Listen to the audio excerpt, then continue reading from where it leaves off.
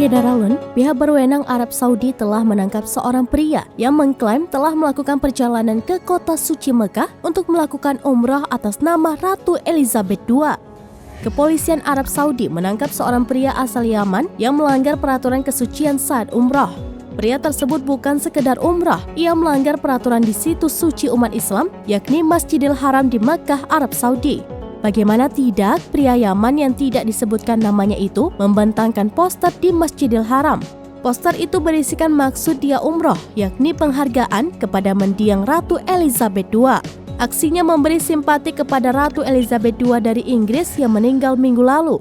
Sontak aksinya itu viral di media sosial lantaran ia mempublikasikan aktivitasnya tersebut. Video itu lantas dengan cepat menyebar secara online, memicu kemarahan di kalangan muslim.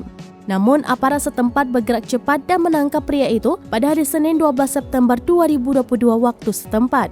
Pasukan keamanan pun merujuknya ke Jaksa Penuntut Umum untuk menghadapi dakwaan. Masjidil Haram di Makkah adalah situs paling suci dalam Islam. Ada larangan bagi non-muslim memasukinya, serta adanya larangan membentangkan poster apapun bentuknya atau aksi demonstrasi di sana.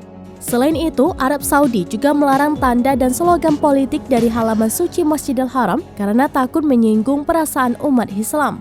Pemerintah Arab Saudi melarang jemaah haji ke Mekah membawa spanduk atau meneriakkan slogan-slogan.